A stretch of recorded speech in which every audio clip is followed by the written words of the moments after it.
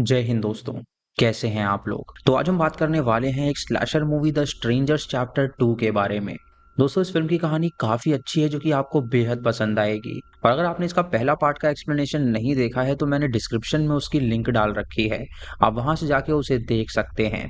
Movie के starting में हमें 2021 का समय दिखाया जाता है, जहाँ पे हम एक डाइनर को देखते हैं जिसके अंदर शेली नाम की वेट्रेस काम किया करती थी। शेली एक आदमी के पास आती है और उससे ऑर्डर लेती है, और वो वहां पर उस आदमी को स्वीटी पाई कह के पुकारती है, मानो कि वो उसे सिड्यूस कर रही हो। उसी रात को वो मास्क पहन के उसके घर पहुंच जाती है, जहां वो उससे पूछती है कि यह तुम्हारा घर पे है या नहीं। दोस्तों, इससे हम जान पाते हैं कि शेली उन 3 किलर्स में से एक किलर है, जो कि पिनअप नाम का मास्क पहनती है, और वो भी बहुत ज्यादा खतरनाक है। उसके बाद हम देखते हैं कि वो तीनों उस आदमी को बाहर ले आते हैं, जहां तेज बारिश हो रही होती है, और वो उसे बुरी तरह पीट के जान से मार डालते हैं। दोस्तों, इस सीन से हमें ये रिवील किया गया है कि उन तीनों में से जो एक किलर है वो शेली है। उसके बाद कहानी प्रेजेंट में आती है, जहां माया को देखते हैं, जिसकी जब आंखें खुलती हैं तो वो अपने आप को हॉस्पिटल में पाती है, और वहां पे नर्स और डॉक्टर होते हैं जो कि उसे शांत कराते हैं। दोस्तों, दरअसल माया उनकी सर्वाइवर विक्टिम थी, जो कि सर्वाइव करके हॉस्पिटल पहुंच गई थी, और उन तीनों ने उसके सामने ही उसके फियांसे को जान से मार डाला था। माया ये सोचकर बहुत ज्यादा रोती है, लेकिन अब भी वो डर रही थी क्योंकि उसकी जान को खतरा था, और वो जानती थी कि वो कातिल दोबारा आएंगे उसे मारने के लिए। कुछ देर बाद वहां पे शेरिफ और डेप्यूटी आते हैं जो कि उससे पूछताछ करते हैं, जहां माया उन्हें बताती है कि उसके फियांसे को उन तीनों ने मार डाला है, लेकिन वो तीनों कौन है उसे कुछ भी नहीं पता है, क्योंकि उन लोगों ने मास्क पहने हुए थे। उसे पूछताछ करने के बाद शाम को शेरिफ और डेप्यूटी डाइनर में चले जाते हैं, जहां पे डाइनर की मैनेजर उनसे पूछती है कि आखिर उन कपल को किसने मारा। तो शेरिफ उन्हें बताता है कि उनमें से सिर्फ एक की ही मौत हुई है, और वो लड़की अभी जिंदा है और वो हॉस्पिटल में भर्ती है। अब वेट्रेस शेली भी वहां पर मौजूद होती है, जो कि दरअसल कातिल भी है, और वो जब ये बात सुनती है तो वो हैरान हो जाती है। तभी डेप्यूटी और शेरिफ के पास उस टाउन की एक लड़की आती है, जो कि उन्हें बताती है कि उसके पास एक थ्योरी है, और उस थ्योरी के मुताबिक उसे लगता है कि उस लड़की ने ही अपने फियांसे को मारा है, और उन किलर्स के बारे में उसने मनगढ़ंत कहानी बनाई है ताकि वो बच जाए और पुलिस उसे ना पकड़ सके। चलिए, ये सारी बातें गौर से सुन रही होती है, और तभी वो अपने बचपन की बात याद करती है। बचपन में जब वो स्कूल में थी तो उसके साथ कोई भी खेलना पसंद नहीं करता था, क्योंकि वो एक बहुत ज्यादा अजीब लड़की थी। उसी क्लास में एक लड़की थी जिससे उसे काफी ज्यादा जलन होती थी, और उसी क्लास में एक लड़का था जिसे वो काफी ज्यादा पसंद किया करती थी। बाकी लड़कियां उसे बुली करती थी और उसके साथ कोई भी बात नहीं करना चाहता था, इसीलिए शैली हमेशा अकेली ही रहती थी। ये बातें याद करके शैली को काफी अजीब लगता है। इधर माया जब हॉस्पिटल में अपने बेड पे होती है तो वो अपने फियांसे के साथ बिताए हुए पलों को याद करने लगती है। तभी नर्स डैनिका वहां पर आती है उसकी दवाइयां लेकर, और वो उससे पूछती है कि उसकी तबीयत कैसी है। तो वो बताती है कि वो बिल्कुल ठीक है। उसके बाद माया उससे पूछती है कि आखिर तैमरा कौन है। तो नर्स उससे कहती है कि यहाँ पे एक अर्बन लेजेंड फेमस है, और लोग अक्सर तैमरा को एक घोस्ट मानते हैं, और तैमरा के बारे में इससे ज्यादा इन्फॉर्मेशन उसके पास नहीं है। माया सुन के हैरान हो जाती है, और सोचने लगती है कि आखिर वो कातिल जब दरवाजे पे दस्तक देते हैं तो अक्सर वो तैमरा के बारे में क्यों पूछते हैं। हम हॉस्पिटल के गेट के बाहर एक लेडी को देखते हैं जो कि फोन पर बात कर रही होती है, लेकिन अगले ही क्षण वहां पर हमें खून नजर आता है, जिससे हम समझ पाते हैं कि वहां पर वो कातिल आ गए हैं। इधर माया उन कातिलों का सपना देखती है जिससे उसकी नींद खुल जाती है, और तभी उसे उसकी बहन का एक मैसेज आता है जिसमें वो उसे बताती है कि वो बहुत जल्द उसे लेने के लिए आ रही है, लेकिन बारिश होने के कारण कोई भी गाड़ी अवेलेबल नहीं थी। तभी माया के फोन पे एक कॉल आता है, और जब माया उसे उठाती है तो दूसरी तरफ एक औरत उससे पूछती है कि क्या तैमरा वहां पर है। और ये सुन के माया हैरान हो जाती है, और वो समझ जाती है कि वो कातिल यहाँ पर आ चुके हैं। तभी उसे अपने दरवाजे के बाहर से किसी के चिल्लाने की आवाज आती है, और जब वो दरवाजा खोल के बाहर जाती है तो देखती है कि वहां पर कोई स्टाफ मौजूद ही नहीं है। वो वहां से एग्जिट करना चाहती है, लेकिन एग्जिट का दरवाजा लॉक था। तभी अचानक वहां की लाइट चली जाती है, और माया देखती है कि उसके फोन में अब सिग्नल्स भी नहीं आ रहे हैं। तभी उसे वहां पर वो मास्क्ड किलर नजर आता है, जिसे देखकर वो डर जाती है, और उसे छुपकर वो तुरंत एक रूम में जाकर छुप जाती है। वो कातिल एक्स लिए वहां पर आता है और उसे ढूंढने लगता है, लेकिन माया मौका देखकर भागती है और वो लॉन्ड्री वाली लिफ्ट में चली जाती है, और वो कातिल उसे पकड़ना चाहती है लेकिन वो उसे नहीं पकड़ पाती। माया जब नीचे वाले फ्लोर पे पहुंचती है तो देखती है कि वो अपना फोन वहीं पर भूल गई है, लेकिन जब वो वहां से निकलने की कोशिश करती है तो उसके सामने वही कातिल आ जाता है, जो कि एक्स लेकर उसका पीछा करने लगता है। अब माया ये देखकर डर जाती है और भागते हुए वो जनरेटर रूम में पहुंच जाती है, जहां पर वो सिलेंडर के पीछे अपने आप को छुपा लेती है। जब वो कातिल वहां पर आता है तो वो उसे देखकर उस पर अटैक कर देता है, लेकिन माया उसके ऊपर सिलेंडर की हवा मारती है, जैसे कि वो पीछे चला जाता है और माया मॉर्चरी रूम में चली जाती है, जहां पर उसे दो लाशें नजर आती हैं जिसे देखकर वो डर गई थी। तभी उसे उस कातिल के आने की आवाज आती है, इसीलिए वो एक फ्रीजर में जाकर छुप जाती है, जिसके अंदर उसके फियांसे की लाश रखी गई थी। तभी वो कातिल वहां पर आता है और उसे ढूंढने लगता है, और वो लाशों के पर्दे हटाता है, लेकिन वो माया नहीं होती। उसके बाद वो एक एक करके उन फ्रीजर को खोलने लगता है, लेकिन तभी अचानक वहां पर एक स्टाफ का बंदा आ जाता है, जिसे देखकर वो कातिल डिस्ट्रैक्ट हो जाता है और उसे एक्स से वो जान से मार डालता है। उसके बाद उस बंदे की लाश को लेकर वो ठिकाने लगा देता है। जब माया वहां पे छुपी होती है तो उसे लगता है कि शायद वो अब जा चुका है, इसीलिए वो तुरंत उस फ्रीजर से बाहर आ जाती है, और मौका देखकर वो हॉस्पिटल से एग्जिट कर जाती है और रास्ते पर भागने लगती है। हम उस कातिल को देखते हैं जो कि उसे भागता हुआ देख लेता है, और वो भी उसका पीछा करने लगता है। भागते हुए माया किसी की प्रॉपर्टी में पहुंच जाती है, और वहां पे जाकर वो चाबियां ढूंढने लगती है ताकि वो उस घर के अंदर दाखिल हो सके। लेकिन तभी एक लेडी वहां पर आती है और उस पर गन तान देती है और उससे पूछती है कि आखिर वो कौन है। माया उससे कहती है कि वो यहाँ पर उससे मदद लेने के लिए आई है, लेकिन वो लेडी उससे कहती है कि वो उसकी मदद जरूर करती। तभी वहां पर वो कातिल आ जाती है जो कि उसके मुंह के अंदर तीर घुसा देती है, जिससे कि उस लेडी की वहीं पर मौत हो जाती है। माया देख के उस लेडी की गन लेती है और उसे शूट करती है, लेकिन वो गोली उस कातिल पे बिल्कुल भी नहीं लगती। उसके बाद माया उसके घोड़ों के तबेले के अंदर चली जाती है, जहां पर उसे एहसास होता है कि वहां पर वो कातिल आ रही है, इसीलिए वो पिचफोर्क लेकर भूस के पीछे छुप जाती है। जब वो कातिल वहां पर आती है तो वो उसकी टांग में वो पिचफोर्क घुसा देती है, और उसके बाद वो उसे धक्का देकर वहां से भागने लगती है। वो भागकर तुरंत घर के वॉशरूम में चली जाती है, लेकिन वो दूसरा कातिल एक्स लेकर उस दरवाजे को तोड़ने लगता है, और वो तोड़कर वो अपना एक हाथ निकालता है और उसके बाल पकड़ लेता है। जैसे कि माया आगे बढ़ती है तो उसके बाल उसके हाथ में आ जाते हैं। उसके बाद माया खिड़की खोलती है और तुरंत वहां से भाग निकलती है, और वो कातिल इस बार भी उसे नहीं पकड़ पाता। माया जब सड़क पे पहुंचती है तो उसे एक गाड़ी आती हुई नजर आती है, तो वो तुरंत उस गाड़ी के आगे आ जाती है और उससे मदद मांगती है।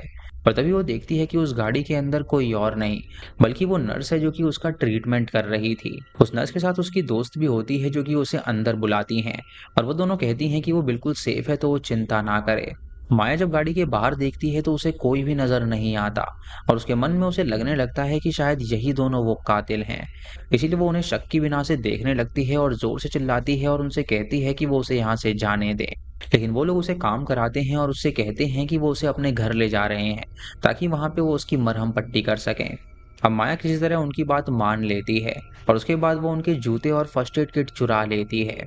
जब वो रास्ते में जा रहे होते हैं तो उनके रास्ते में दो लोग उन्हें नजर आते हैं, और वो दो लोग थे वो कोई और नहीं बल्कि वो उनके ही दोस्त थे। इसीलिए वो उन्हें भी गाड़ी में बैठा लेती हैं ताकि वो घर जा सकें। उनमें से एक बंदा होता है जिसके गर्दन पे माया स्माइली का निशान देखती है, जिससे उसे लगता है कि शायद यही कातिल है, और वो उस पूरे ग्रुप पे ही शक करने लगती है। वो उस नर्स की दोस्त को देखती है जो कि चाकू से सेब काट के खा रही थी, और ये सब देखकर उसे बहुत ही ज्यादा डर लगने लगता है।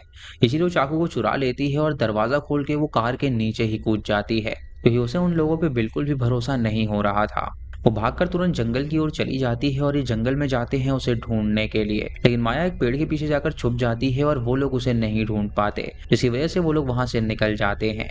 इधर शरीफ और डेप्यूटी जब पेट्रोलिंग कर रहे होते हैं तो उन्हें रास्ते में एक ट्रक खड़ा हुआ नजर आता है, लेकिन शरीफ उस ट्रक को देखकर उसे इग्नोर कर देता है। इधर माया को भागते हुए अब सुबह हो जाती है, और वो नदी के पास बैठकर अपने पेट का घाव देखती है जिसके अंदर से खून निकल रहा था। उसके बाद वो फर्स्ट एड किट निकालती है और अपने घाव को साफ करती है, और उसके बाद वो एक लकड़ी अपने मुंह के अंदर रखती है, और फिर वो अपने घाव पे टाके भी खुद ही लगाती है, जिससे उसे बहुत ज्यादा दर्द होता है, लेकिन वो दर्द को सह लेती है। उसके बाद वो वहां से आगे जाने लगती है, और इधर हम उन तीनों कातिलों को देखते हैं जो कि उसे ढूंढते हुए नदी तक पहुंच गए थे, और वहां पर मरहम पट्टी का सामान देखकर वो समझ जाते हैं कि वो यहीं पर रुकी थी।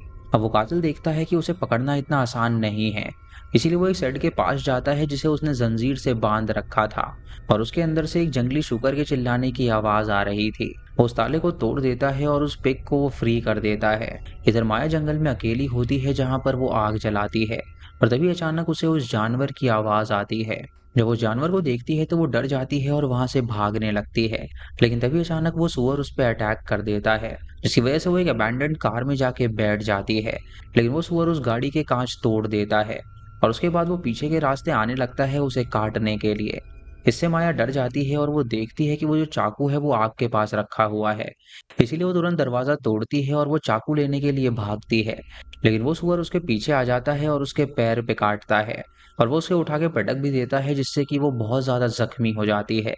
जब वो मूव नहीं कर रही होती तो वो सुअर उसे कुछ भी नहीं करता, लेकिन जैसे ही वो मूव करने के लिए जाती है वो सुअर उसका पैर काट लेता है।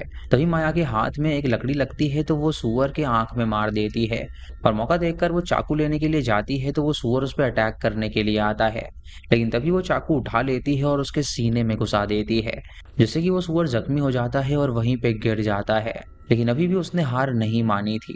वो उसे काटने के लिए जाता है, लेकिन तभी माया उसके दिल में बहुत ही बुरी तरह स्टैब कर देती है, जिससे कि उस सुअर की वहीं पर मौत हो जाती है। ये देखकर वो समझ जाती है कि उस कातिल ने ही उस सुअर को यहाँ पे भेजा होगा, इसीलिए वो तुरंत वहां से भाग निकलती है। जब शैली वहां पर वो कातिल का मास्क पहने हुए आती है तो वो उस सुअर को मरा हुआ देखकर हैरान हो जाती है और वो याद करती है कि बचपन में वो कैसे उस सुअर के साथ खेला करती थी और उसके साथ वो लड़का भी खेला करता था जो कि मेन कातिल है। लेकिन दोस्तों अभी ये रिवील नहीं किया गया है कि आखिर ये लड़का कौन है। वहीं पे वो लड़की भी आती है जो कि अचानक साइकिल से नीचे गिर जाती है और ये देखकर वो लड़का उसके पास जाता है उसे उठाने के लिए, जिसे देखकर शैली को बहुत ही ज्यादा गुस्सा आता है।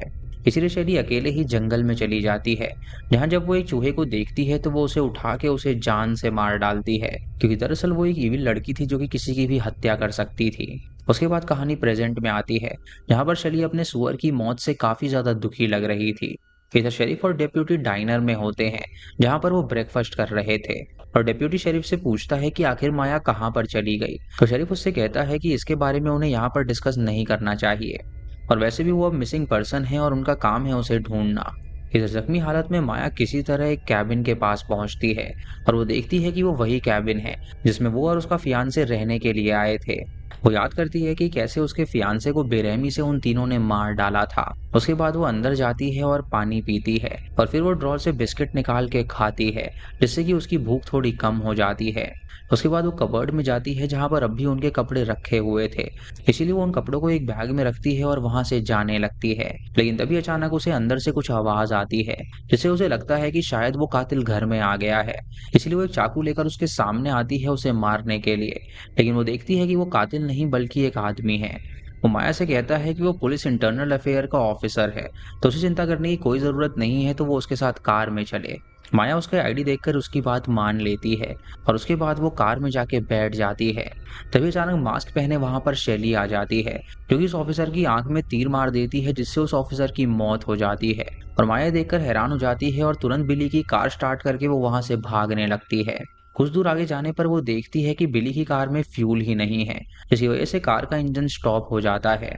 और तभी माया अपने सामने एक घर देखती है, तो वो उसके दरवाजे पे जाती है मदद मांगने के लिए। और जब दरवाजा खुलता है तो वो अपने सामने उस नर्स को पाती है, क्योंकि दरअसल वो जो घर था वो नर्स और उसके दोस्तों का था।